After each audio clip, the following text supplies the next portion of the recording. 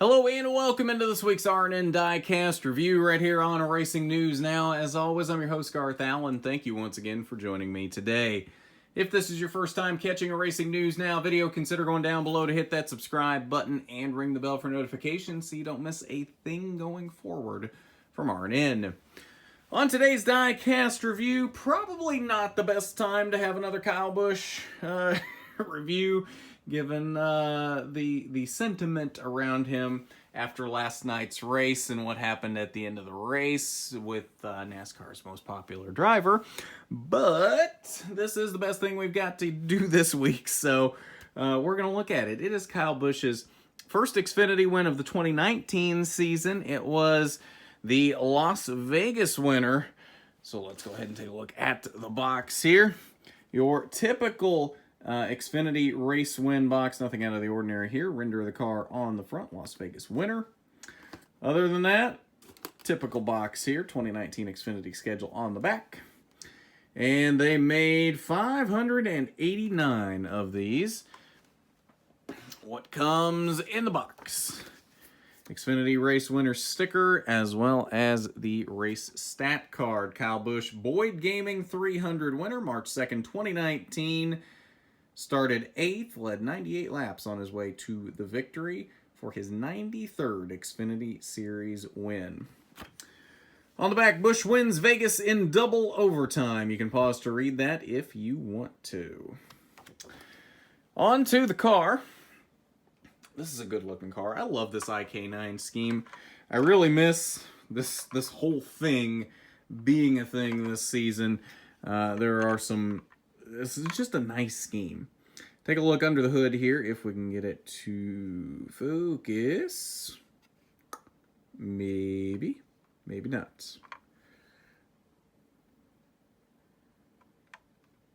There we go. Mobil 1, official motor oil and lubricants, and Toyota under the hood. And to take a look at the engine detail there. On the nose, and one thing I've noticed, this one in particular, the hood does not sit all the way in. It just pops up just a smidge. It's not super noticeable, but it does pop up just a little bit. On the nose, one tiny piece of tape there, as well as this whole side of the grille covered up in tape. Toyota Supra number 18, Joe Gibbs Racing, couple contingency sponsors. iK9 and a dog on the hood. One cool thing I noticed here, I don't know how I hadn't noticed this before now on these new 2019 Xfinity molds. This focus is just not wanting to cooperate today. The air intake here between the hood and the windshield actually is an opening now, at least for the Supras and the Camaros. There actually is an opening here. There was not before these new molds. So little tiny improvements like that I can get behind. Xfinity across the top windshield banner, number 18 on the roof with a little bit of dirt buildup in there. Firstfoundation.com on the back of the roof, Kyle Busch, DIN number 56. First Foundation on the deck lid. Take a look down the driver's side of the car. A little bit of marks here on the left front tire. Contingency sponsors. NASCAR race car, as well as, I can't tell what that is. Some sort of other sticker there as well. A little bit of rubber buildup in the number 18. Hard plastic window net. Rowdy and one winner sticker. Toyota and JGR on the B post. Nothing on the C post. Lots in front of the rear wheel though. iK9.com, First Foundation, and the American Ethanol ring on the quarter panel. Back bumper, the Alabama license plate with Rowdy on it. Toyota Supra and number 18. Down the passenger side, we actually have a little bit of damage on this side. Must have gotten into the wall at some point in this race because there's a lot of scrapes back here on the right rear of the car, which does give this car some character on top of just being just a cool paint scheme. So definitely more than what I think I would have expected out of a Las Vegas Xfinity win, especially for a Kyle Busch win. But that is your look at Kyle Busch's 2019 Las Vegas Xfinity Series winner. Very good looking car, even if it is an Xfinity car and the mold is slightly less detailed. I say slightly less detailed, probably a lot less detailed than what you get out of the Cup cars. Even with the ARCs in the Cup, these are definitely less detailed than those are. Still a good looking car though, definitely one I would recommend picking up. The Xfinity cars are improving. I was comparing this one actually to some of the 2018 Xfinity cars I've got, and there's been some good improvements here. I mean, even just comparing weight, the 2019 Xfinity cars are heavier than the 2018 Xfinity cars, which is one of my biggest detractors of these Xfinity cars was how light they were. They just felt cheap and plasticky and like something you'd buy at Walmart. And nothing against that.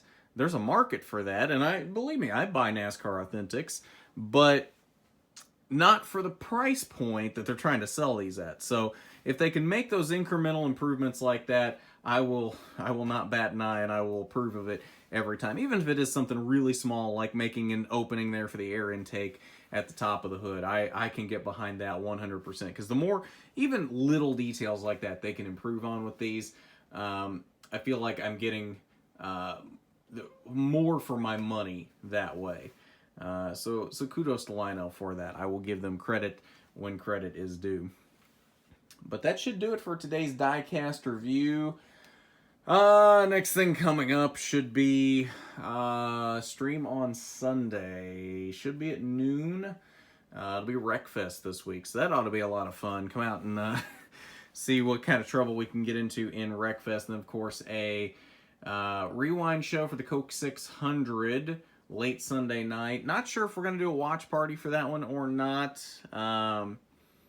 Still trying to decide if that's something we want to do for that or not, but there definitely will be a rewind show for that. Not 100% sure if we're doing rewind shows for Xfinity or trucks from Charlotte. Probably not going to be one today for Xfinity from Darlington, unfortunately, just because of when it is happening. Probably would have been one if it had run on Tuesday when it was supposed to, but unfortunately probably not going to be able to do one today for that. And then NASCAR Heat 5 stream coming up on Wednesday at 5 p.m. next week, as well as a Charlotte Rewind show that night as well for their 500K race there on Wednesday. So lots coming up for you in the next week. Let me know down in the comments what you think next week's Diecast review is going to be. We will be back to chronological order next week. I can guarantee you that much. So a little hint is something that just started shipping from Lionel. So if you know kind of what's just been shipping now, that might give you a hint as to what we'll have next week on Diecast Review. Let me know down in the comments what you think that is going to be. But if you haven't done it already, you need to go down below, hit that subscribe button, ring that bell for notifications so you don't miss a thing going forward from RNN. While you're down there, why don't you hit that big thumbs up button if you like the video. It is much appreciated when you do. But at that, this has been the RNN Diecast Review. I'm Garth Allen for Racing News Now.